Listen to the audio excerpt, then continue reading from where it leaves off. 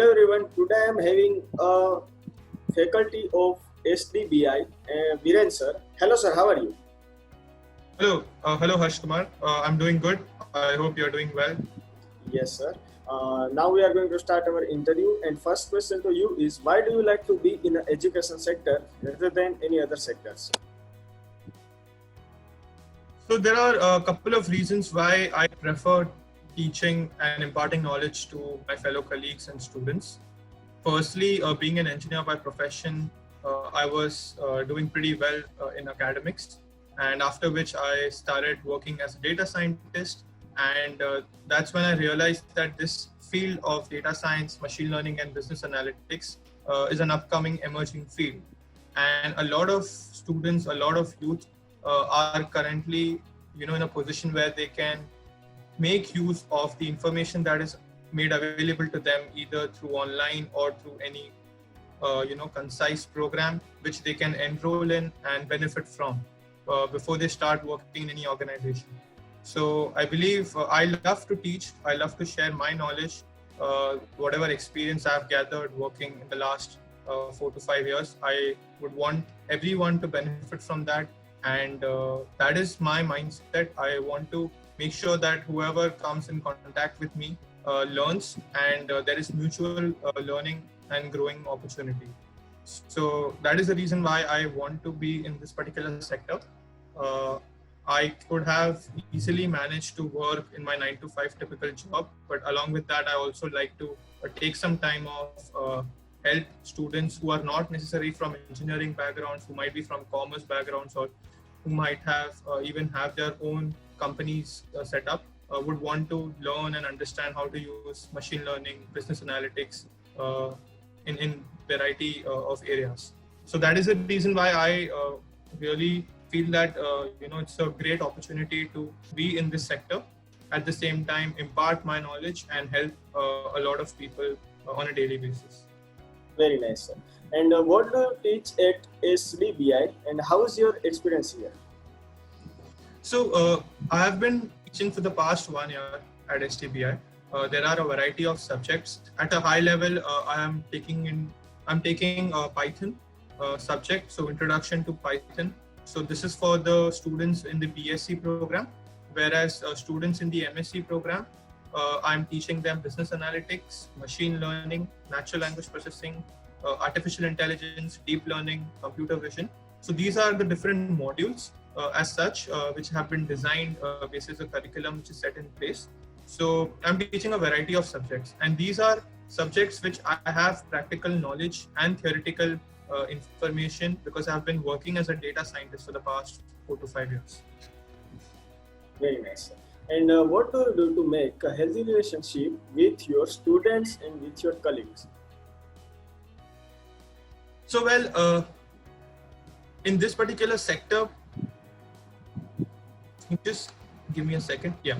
So in this particular sector, what essentially happens is that when you are teaching students, there is a need to have that connect with your fellow students, because otherwise it becomes difficult for someone from a non-technical background to understand and grasp the concepts.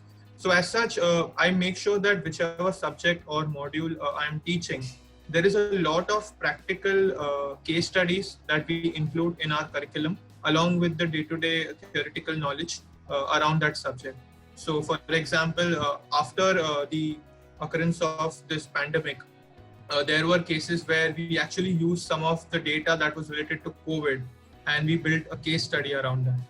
Along with that, there are other areas, depending upon the commonly solved problems in industries, and what all can you use to basically solve the common problem statements. So that is how we basically include some of the live case studies across industries, and this, when looked together along with the theoretical knowledge, really helps the students to understand where they can apply this, these algorithms or theorems or whatever techniques they are learning.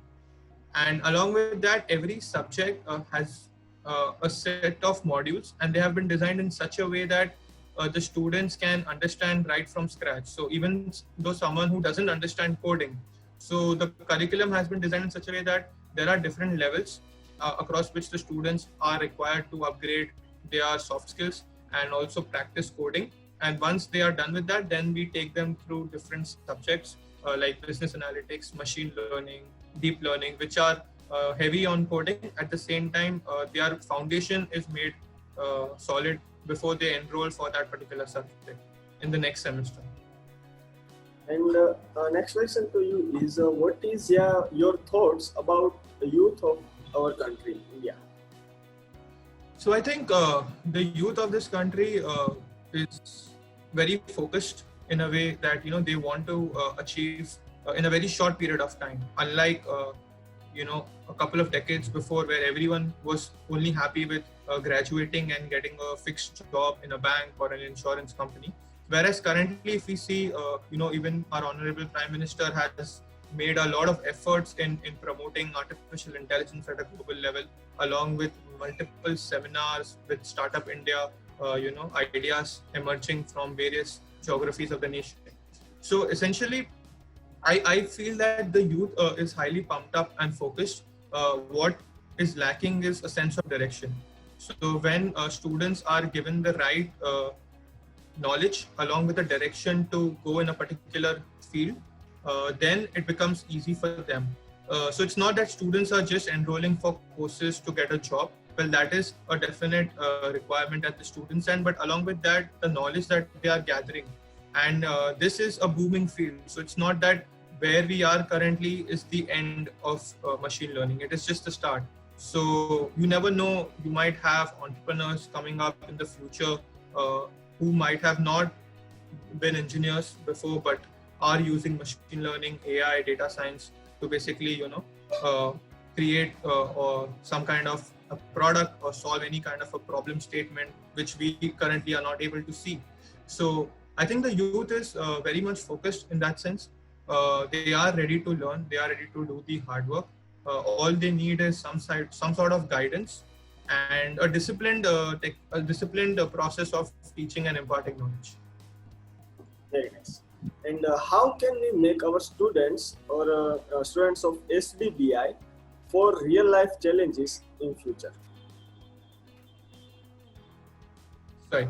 So real life challenges, I think experience does count whenever we are solving any kind of challenge or whenever we get stuck at any point of time.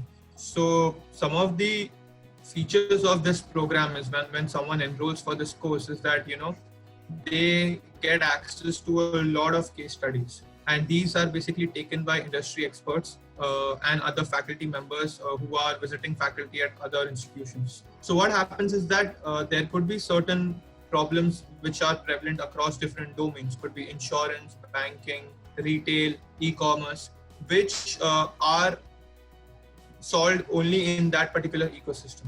So what happens is that unless you don't work for that organization, you would never know what some of the commonly occurring problems are. And this would only be possible once you get a job over there. However, when the faculty comes and they share their experience, they share some of the products or the solutions which they have built to solve various kind of analytical problems, that basically increases the confidence within the students prior to even appearing for interviews. So when I share my experiences working for some of my clients based out of US, the students have that knowledge somewhere in the back of their mind.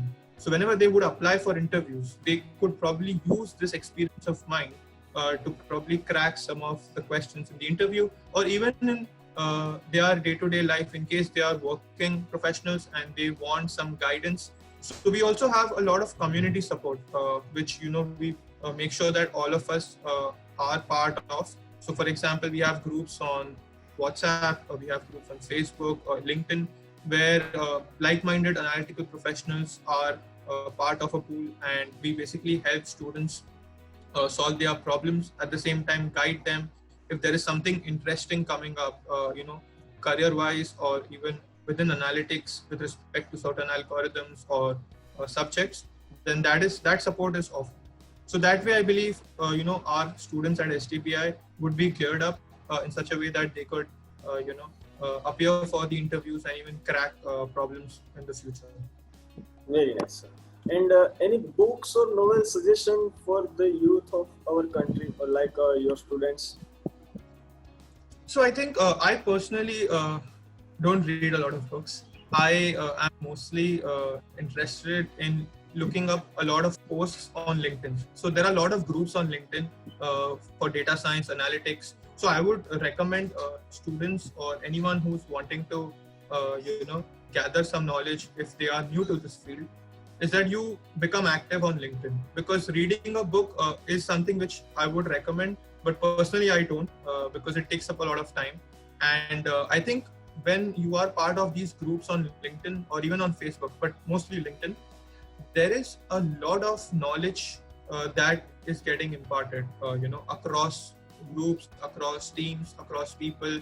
You have a lot of hackathons happening online. You have a lot of seminars happening online, and you don't even have to pay for them. So you just have to register. It's a 45-minute Zoom call, and they basically take you through the basics of, let's say, deep learning or computer vision, or if you want to build a driverless car, how do you use some of the pre-existing models. So a lot of application-driven, knowledge is basically present in those groups. So if you are tech savvy, if you like to, be on social media, then I would say definitely LinkedIn and Facebook are very useful tools, not just for personal chatting or, wasting time, but it's also useful in benefiting from the kind of knowledge that a lot of professionals are basically sharing. So actually, the reading books is a time-taking process. You can get same knowledge by using our technology. Right, sir? That's right. Right. And the last question to you is, what is your favorite non-professional activity? Non-professional activity. Well, I like to work out. So I am a gym freak in that way. I like to make sure that I'm fit, both mentally and physically. So I spend a lot of time working out and listening to music. I think is something which all of us love. So those are the things that keep me occupied when I'm not working.